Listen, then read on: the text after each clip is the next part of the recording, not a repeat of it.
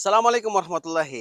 ګاډي کې د ماشومانو سیفټي لپاره یو سیفټي لاک بټن لګیدلی دی چې هغه ته یې شي چایلډ سیفټي لاک. صحیح شو؟ دغه بټن دی وګوره پاسه نشان جوړ دی او لاندې ورباندې ماشوم جوړ دی. دا چې کله ته لاندې کې نو چایلډ سیفټي لاک بټن آن شي. دا بټن څه کوي رسو سره ته دا وښیم. ته چې کله ګاډي کې نه کښېنې او دروازه بند کې نو ماشومان اکثر چې کوم دی لوبې کوي. دا وګوره دغه لاک بټن که زه کولوم پوه شو نو دروازه نه کولویږي. خو که دا چیرې دروازه زه کولول غواړم نو دا زه بار نه کولولی شم. صحیح شو؟ دینه دا فایده دی چې ماشومان که ګاډي کې نه ناست دي شیطاني کوي پوه شو شرارتونه کوي او دغه کوم بټنې دي دا هینډلې دي دې سره لوبې کوي نو دا دروازه به نه کولویږي. صحیح شو؟ او که چیرې والدین ته پکار وو نو هغه بار نه دا دروازه کولولی شي.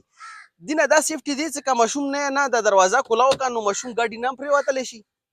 د دروازې که کولاو که دا بل ګاډي سره لګېدلی شي موټر سایکل سره لګېدلی شي حادثې سبب هم جوړېدلی شي.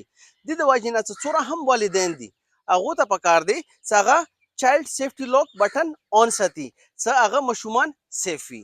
مننه، آباد اوسو.